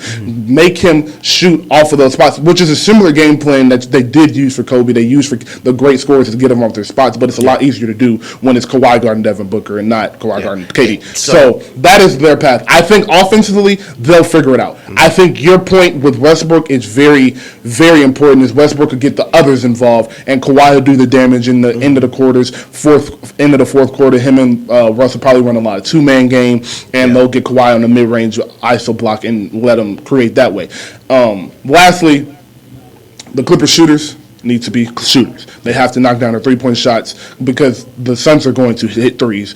Chris Paul's going to hit a couple threes. Devin Booker hit a couple. KD will hit 4 or 5. So they're going to hit threes. Kevin Durant is an efficient scorer. I don't think if Kevin Durant scores 34 points on 60% shooting and everybody else is below 50%, you're okay with that. Kevin Durant is Kevin Durant. You have to just let that happen. Kevin Durant, similar to young kind of now AD, Kevin Durant's points don't always kill you because it's like you put him in the game plan. Kind of like how you put Kevin Durant's mid-range buckets in the game plan. Like you put AD going for 30 and 20 in New Orleans in the game plans because it's all their whole offense. KD. It's like Steph hits 3 threes in the game. You're not like, damn, he hit 3 threes. Yeah, like we were expecting, no matter what, KD gonna hit at least a couple mid-range. Bro, you wake up and KD has 28. So you're not killing yourself on that. You're worried about everybody else, and you're worried about everybody else because they don't have any depth. So if you're making it life hard on Booker and you're making life hard on Ayton, Zubac is doing his work, making it tough on him, because if kind of similar to what we say about AD. If you do your work early on DeAndre Ayton, and in the first 3 quarters, first 2.5 quarters, he can't really get what he wants. He's not getting the ball like he wants to. Kind of lay down. So if you can force the rest of the team to do that, Kevin Durant 36 not gonna matter. So that is their path to success, and I definitely think they can win the series. But so you mentioned Zubac at the end, and I think this will be a super important series for him defensively, but more so on the offensive rebounds. This needs to be a series where they're going to be playing small a lot, but your minutes where you're on the court offensively as that 5th guy, you got to terrorize that offensive glass. Because if they're going to put DeAndre Ayton at 5, Kevin Durant at 4, and want to run around and move the motion offense, do all that stuff, they're going to box out too. There's so many easy points that can be found for the Clippers attacking that offensive glass. I think you'll see that with Westbrook, how well he rebounds, and Zubac, how physically big he is. And the last thing I want to mention, because this is what I'll be looking for, especially game 1, is how often are the Suns committed to getting downhill, especially in the playoffs, because we talked about how the Grizzlies need to make sure we find easy shots. The Suns need to make sure they're getting to the free throw line, because the Clippers absolutely will be shooting free throws. And the last thing you want to have is you're in the fourth quarter, you look up, Devin Booker got 5 free throws, KD got 4, and the Clippers got 29 as a team. And everybody else has been shooting mid-range jumpers the whole game, so no one is putting pressure on the rim, getting these foul calls, getting these free throws. So I think that'll be something to look at where you may see early where Devin Booker is, committed to getting to the cup, forcing the contact, trying to create it. But, the Clippers have so many amazing perimeter defenders. It'll be hard to attack downhill. I'll be interested to see how Ayton plays as well in the first half. I'm very interested to see how Ayton plays. To piggyback off the perimeter defenders, something that is a blessing in having a bunch of perimeter defenders. You can throw a bunch of different looks at them because he is KD, he is Devin Booker, he's an automatic scorer, he's seen all the looks. But if you can throw 4 different looks at him, and if you can throw 8 different looks at him throughout a game, that'll make him uncomfortable. Because the worst thing for a scorer to do is get used to seeing something because they're going to figure out how to exploit. And so another reason I didn't pick the Suns to get all the way to the finals because your point where you're in the playoffs, especially against these great teams. These defenses been together 4, 5, 6 years, where they're going to change their defense. Let's say do it twice in a quarter, 8 times in the game. Yes. Other teams on offense, we've been together 5, 6 years. Like you saw in the Warriors last night, they go boxing one. Okay, we've seen this before. This is the bag we're going to go to. Yes. The Suns, on the other hand, they don't know immediately what are the counters for all these things because we just haven't played together. Yes. We're not going to know to instantly, this is what we're going to do. This is what they're going to do. So look for Ty Lue, one of the best coaches ever, one of the best series adjustment coaches ever, to not only do a lot of different coverages, but exotics in the second half. Post halftime where you're not going to have as much time to talk about stuff. Look out for the exotics where, Devin Booker, Kevin Durant on the court, Chris Paul, DeAndre Ayton sit down, maybe a triangle and 2. Exactly. Might go boxing 1. I think second half look for a lot of, even if it's not great defense or a defense well played for the next 5, 6 minutes, 2 possessions where I confuse you could change the playoff quarter. Yes. So look for a lot of that. The last thing before we pick, a very important point that you made is they don't play. They haven't played a lot of games together. In that, we always talk about in playoffs, the team that makes the first adjustment usually not wins, but that's what you want to do. You want them to be make them the first. You want them to make the first adjustment. Right. If the Clippers can get the Suns to make a first adjustment and then a second adjustment, because they haven't played together, it's only so many things they'll be able to implement in a 2-week playoff series. So if you can make them really uncomfortable, that's another way you can win the series. The Clippers' camaraderie and their experience together is going to be what wins them the series if they do. And the problem with making them make the first adjustment is veteran teams that have been together, when you make that adjustment, the outcome is somewhat known. Yes. All right, they're doing this to take away this. We are fine taking these shots. Yes. When the Suns make those adjustments, they don't know the set outcome for it. So, it'll be a very tough series for Monty Williams. Former coach of the year, an amazing coach. He'll have to pack a lunch every day because it won't be any easy games. But you have Kevin Durant now. So you got game 1. I'm going to go to Suns. Yeah, I'm going Suns game 1 too as well. I do think they'll split, but I got Suns game 1. I think they come out very aggressive game 1. I think they stay downhill. Like I said, I think Monty is made a big deal about it at the end of the regular season and started the playoffs, especially against Kawhi, especially against Westbrook, players who put so much pressure on your defense to not foul. I think he's going to drill it in their head that you got to be aggressive. You got to get downhill. They're pushing you downhill on the screen. We know the mid-range will be there. Get into Zubac chest. Get into whoever's down there because the Clippers do play small. So in those minutes where Nicholas Batum is pretending to be a 5 or they got Robert Covington down there at the rim, turn the corner, get all the way to the cup. 100%. See how much contact you can create. I think they'll win. I think the Suns will win probably by 5 or 6. But yeah. I got the Suns as well. But I'm calling for. I think we're getting the Devin Booker masterclass today. I know I said all that about him, but he's still Devin Booker. Still 28 a game. Shout out Devin Booker. Yeah, wake up 25 a game. So I'm KD will be KD, but I think that Devin Booker has an incredible game today, and they win by, like you said, about 5. It's crazy. We haven't talked much about him.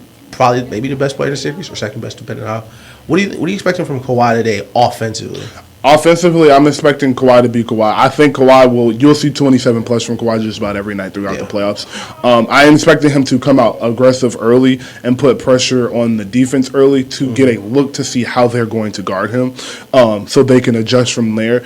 I also see a lot of mid-range jumpers. I don't think you see anything differently. They asked him, are you excited for the playoffs? Like, how is it differently this game one? How is it different to try to win this game one in the playoffs because we know it's different? He was like, it's just another basketball game. Just another game. So that just lets me know, like, you ain't finna see too many adjustments from Kawhi. Yeah. I think he plays a little bit harder than he has. He's a little bit more. Play a couple more minutes. Yeah, play a couple more minutes. But other than that, more of the same from Kawhi. 27-28. I think one thing they will, you brought up this point already, but I think you can see 10, 12 rebounds from him because I think they're going to crash the glass super hard because that's something they can take advantage of. So you said he's going to come out aggressive early. That's what I'm expecting. Especially because, and, Kawhi's a quiet guy, so we don't really give him the competitor label where, he hear everything because he really don't hear anything. Yeah. But I know for a fact he heard niggas the last 2 weeks like, oh, y'all should avoid Kevin Durant. Yeah. Watch out for that. Y'all should rest people. I think he's gonna come out in the first quarter and be like, yeah, I'm Kawhi Leonard. Yes, I'm okay. We are not ducking the Suns. Yeah,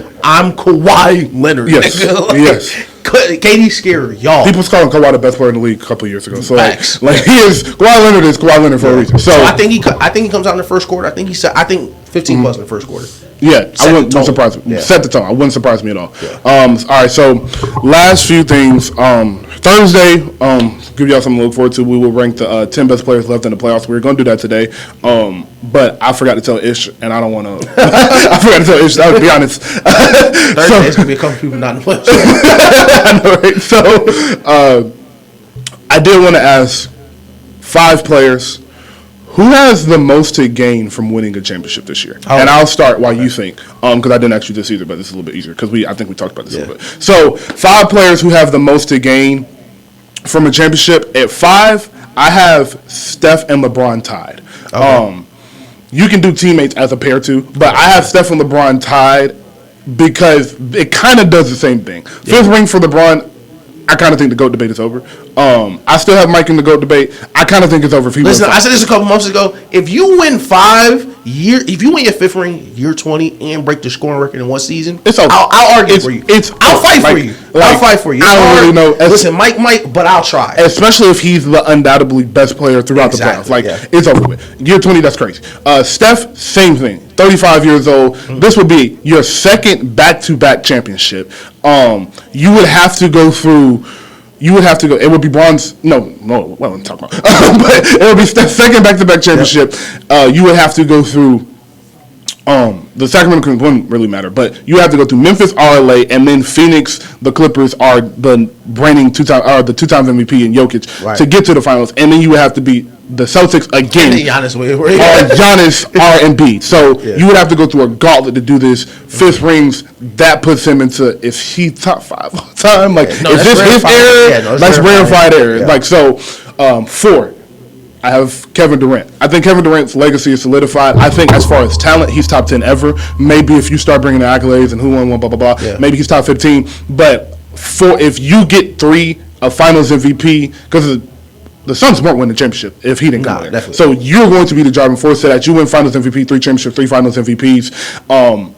Especially after getting traded midway. And then we can look, like as you said, the playoffs changed shit. We can look back on Brooklyn and be like, yeah, that was our Brooklyn fault. You had to deal with a bunch of shit. We know you, KD. Yeah. You come out and win the championship the first time you actually got some it's crazy. Calmness around you, some contentness around you, then that's different. So 4 would be KD, 3 Embiid and Harden together. And 2, Chris Paul, 1, Russell Westbrook.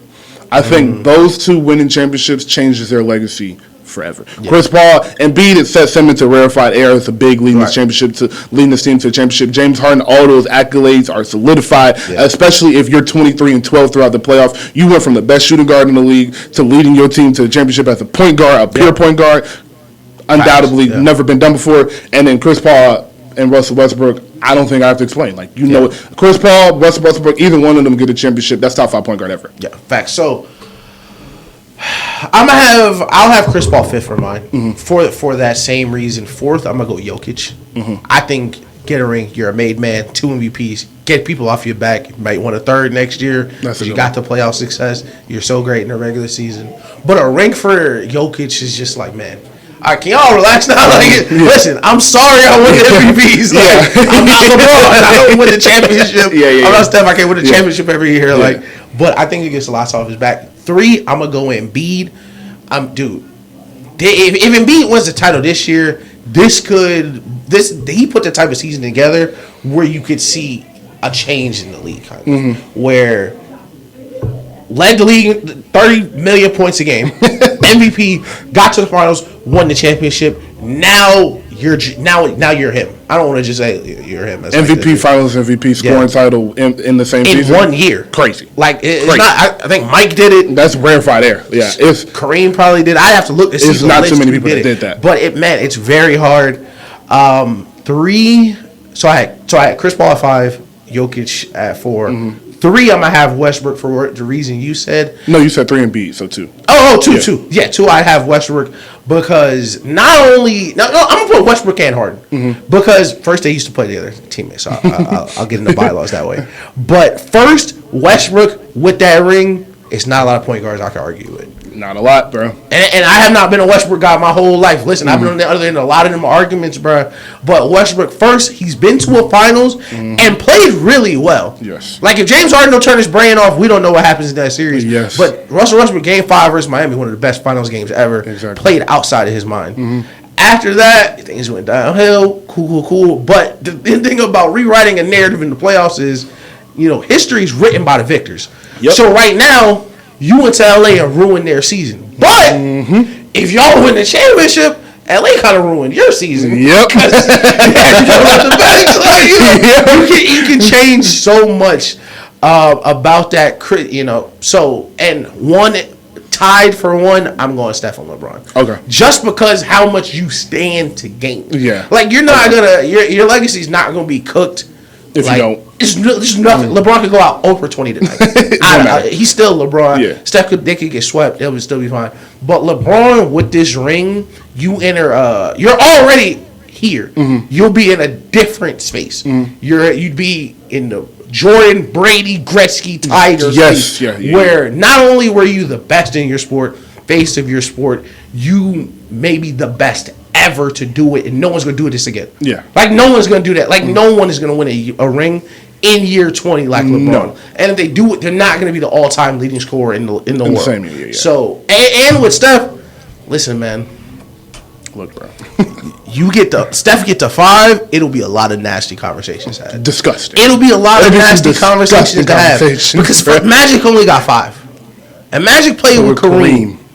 For all 5. So you already got the 4 count or 5 arguments. It's like, yeah, he got 5 more finals MVPs, but yeah, he played with Kareem, didn't win all the finals MVPs. But if Steph can get to 5, he's automatic, no doubt, top 2 PG argument for everybody. But if he get 5, you can kind of maybe he the best ever.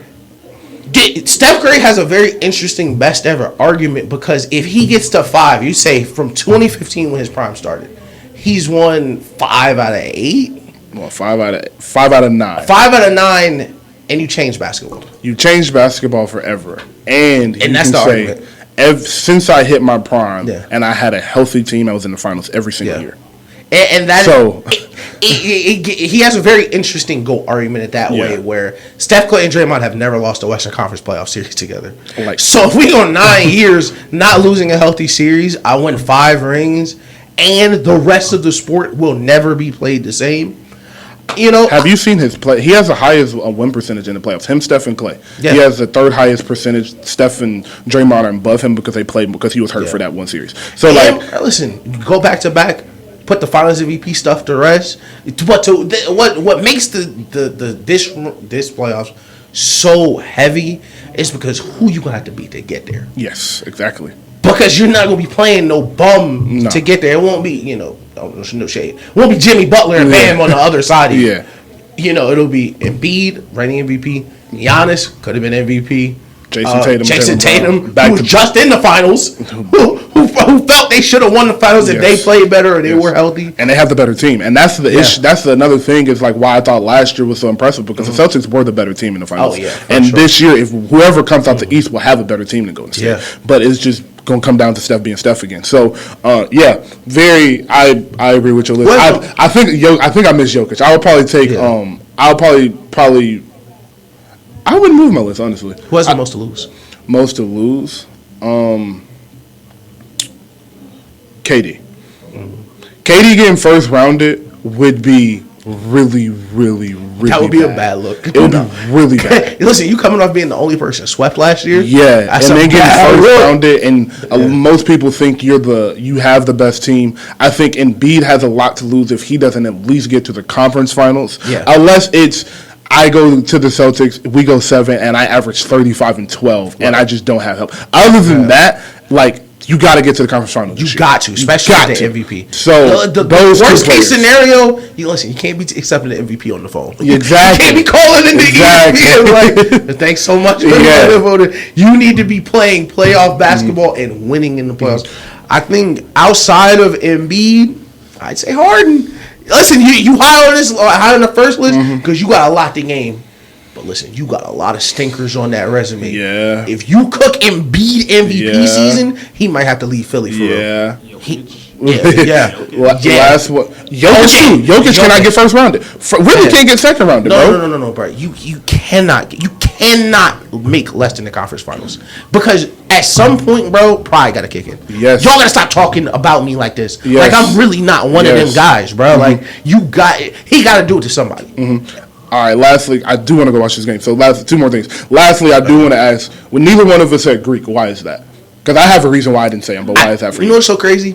I think Giannis just so good now. Giannis might be one of the few people in the league I don't even hear haters for anymore. Yeah. Because, like, it used to be, well, he don't shoot free throws and he can't shoot. And then he's just like, won a championship anyway. It just don't matter. And it's hard. It's so hard to hate on Giannis because he plays so hard. He don't got no help. He in Milwaukee. Like, I don't think anybody really takes away in that ring. Make you a made man. So we didn't have him on the most of game from the championship list either. And the simple reason is because I think he'll be contending for 10 years. Yeah. So he'll win another. Giannis is going to win another championship. So I don't think he gains too much this year from winning one or losing one. It's just like if he loses in the conference finals, it's just like we'll be back next year. I don't have him too high because like if he gain one, he don't jump no spots. Yeah, like he top 20 ever. Like he damn near there right now. So. I'm saying I got him. MVP defensive player of the year is like. So yeah, that's like right now. Right now, what would he be? Top 4 power forwards ever? Top 5? Exactly. So it's exactly. Yeah. I don't know if he he passed Barkley, he passed Malone. If Dirk is his competition, like is it Dirk and Tim? I would say he would pass. He would have an argument. No, he passed Dirk and maybe KG. Yes, he would have an argument for KG for sure. But KG was a dog, man. I love KG so much. Listen, people real lucky KG didn't get drafted in 2018. Boy. So. Yeah, that was a fun conversation we had the other day. But last thing of the day, totally forgot to do this on Thursday. We never picked the finals or nothing. We never did that. So great, I could change my pick. So NBA Finals 2023. Who do you have coming out the East? Who do you have coming out the West? Who wins how many games? I'm not gonna change my pick because I was really confident when I made the pick. Really dug into the film, like they be saying. But time is a flat circle. Yep. It'll be Warriors and Cavs. Okay. And the reason I picked both teams is because how different the NBA is. I think your backcourt is more important than ever in the playoffs. Right. And I think these teams probably have the best backcourts in the East. Right. I think the Bucks would win the East, maybe the championship if they were healthy. I just don't trust Chris Middleton's leg. I don't trust Boston scoring in the half court over 7 games nor the decision making. And you just never know when James Harden ready to go hang out with Lil Baby. Like you just never know when he just done with this series. Who do you have winning the finals? Oh, I Warriors in 6. Okay. I think this is Last Dance. This is it. I think they know this is kind of, you know, we might not really put this together. Yeah. All right. So similarly to you, I have the Warriors coming out of the West. I do think they'll beat Sacramento in 5 or 6 games. They'll beat the Lakers or Memphis in 6 or 7 games, and they'll beat whoever else, the Suns, whoever they'll beat. And I do think It would be a rematch. I think the Celtics beat the 76ers. I think the Bucks beat the Cavs in the conference semis. They meet and they go 7 again. I think the Boston wins in 7 against Milwaukee, and they play the Warriors, and the Warriors win in 6 games again, beating the championship and going back to back. And like you said, this is the last dance, and this kind of encapsulates everything we've seen. It's just like, and then Draymond goes to Sacramento. And Draymond. Okay, so yeah, that is what we have.